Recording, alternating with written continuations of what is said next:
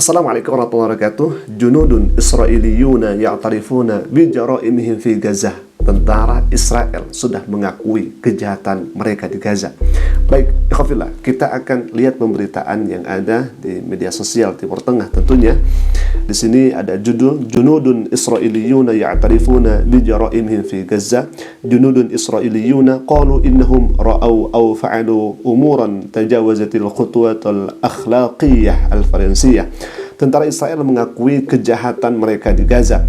Tentara Israel mengatakan bahwa mereka telah melihat atau melakukan hal-hal yang melampaui batas-batas moral.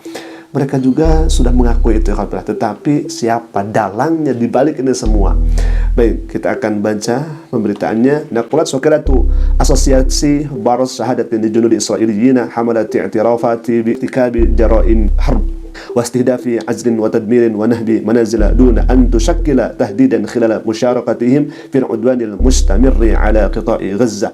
Agen berita Associated Press, media-media besar Amerika seperti The New York Times atau NBC atau ABC News melaporkan kesaksian para tentara Israel yang berisi pengakuan telah melakukan kejahatan perang, termasuk menargetkan warga sipil, menghancurkan dan menjarah rumah-rumah tanpa adanya ancaman selama keterlibatan mereka dalam agresi yang harus berlangsung terhadap jalur Gaza. Agensi tersebut menyebutkan bahwa sekitar 200 tentara Israel menandatangani sebuah surat yang menyatakan bahwa mereka akan berhenti bertempur jika pemerintahan Perdana Menteri Benyamin Netanyahu tidak mencapai kesepakatan gencatan senjata.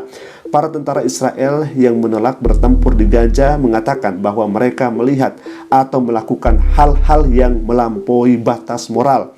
Beberapa dari mereka mengaku menerima perintah untuk membakar atau menghancurkan rumah-rumah yang tidak menimbulkan ancaman apapun, dan mereka juga menyaksikan tentara menjarah serta merusak rumah-rumah warga.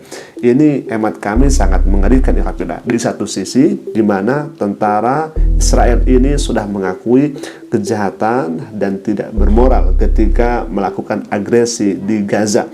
Tetapi siapa dalang yang kemudian menggerakkan mereka, tentara-tentara ini yang tadi dikatakan bahwa rumah-rumah yang sebetulnya bukan ancaman tetapi malah dibakar, termasuk kemarin alhamdulillah ada rumah sakit juga dihancurkan, dan pimpinan rumah sakit Indonesia itu sudah menjadi syahid, ya Pak. Baik, kita akan lanjutkan lagi. Ini semakin menarik di sini karena akan mengetahui siapa dalang dari semua ini. Para tentara yang mendatangani surat tersebut melalui koalisi bernama Tentara Demi Para Sandera berupaya mendapatkan dukungan yang lebih besar melalui penyelenggaraan berbagai kegiatan dan mencoba meyakinkan lebih banyak tentara untuk bergabung dengan mereka. Sebaliknya, tentara yang bertempur di Gaza melontarkan kritik terhadap kelompok itu dan menganggap kegiatan mereka sebagai suatu tamparan setelah lebih dari 800 tentara Israel tewas selama agresi.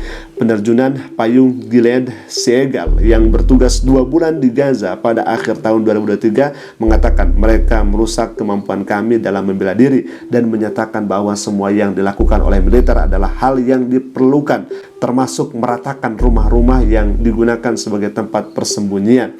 Menurut pernyataannya, ia menegaskan bahwa tentara tidak punya hak untuk menyetujui atau menolak keputusan pemerintah. Baik, ini sangat menarik juga pemberitaannya. Jadi ada sebagian pihak atau sebagian tentara yang menolak terhadap petisi yang sudah ditandatangani 200 orang, karena itu sama saja mengkhianati 800 lebih. Itu bahkan kalau misalkan kita melihat dari data-data yang ada, itu bukan ratusan tetapi sudah ribuan lebih tentara Israel yang sudah meninggal, begitu ya.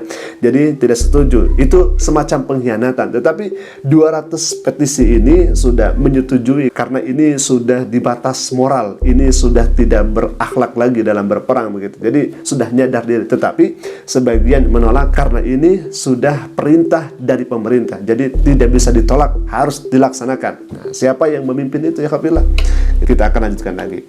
Salah satu dari mereka mengatakan bahwa ia menerima perintah untuk menembak siapapun yang memasuki zona steril yang mereka kuasai. Ia menegaskan bahwa ia menyaksikan nilai kehidupan manusia lenyap selama periode tersebut dan menyebut bahwa gambar tentara yang membunuh seorang pemuda Palestina tak bersenjata terpatri dalam ingatannya. Seorang dokter Israel yang bertugas selama 2 bulan di Gaza juga menunjukkan bahwa para tentara menodai rumah-rumah dan menjarah barang-barang untuk dijadikan sebagai kenang-kenangan. Salah satu tentara mengaku terlibat dalam kejahatan perang di wilayah tersebut dan menyampaikan penyesalan serta rasa bersalah atas apa yang telah ia lakukan. Beberapa rekan tentaranya mengatakan bahwa mereka butuh waktu untuk memproses apa yang telah mereka saksikan di Gaza. Nah, sudah kita ketahui bersama, tentaranya sendiri dengan 200 petisi itu sudah menolak untuk berperang karena saking tidak bermoralnya ketika agresi militer di Gaza. Bahkan kalau misalkan kita melihat di media sosial yang lainnya, bukan hanya tidak bermoral saja, ini adalah sangat-sangat kezaliman yang amat nyata yang disaksikan oleh sekian banyak mata, jutaan mata yang tertuju kepada warga masyarakat Palestina. Adanya kelaparan, adanya pembunuhan, adanya pembantaian, bahkan lain sebagainya. Kita sudah menyaksikan dengan sangat nyata, ya Kabilah. Kenapa mereka seperti ini? Tiada lain dan tiada bukan karena adanya perintah dari pemerintah. Kalau misalkan pemerintah harus melaksanakan A, maka tentara di sana akan melaksanakan A atas perintah dari pemerintah itu sendiri. Jadi dalangnya adalah pemerintahan. Siapa lagi kalau misalkan bukan Benyamin Netanyahu yang sampai sekarang masih melakukan kebiadaban yang sangat nyata. Tetapi apabila para tentara ini sudah ingin sekali melakukan gencatan senjata. Nah, baru-baru ini akan ada katanya gencatan senjata. Apakah memang ini akan diindahkan atau tidak?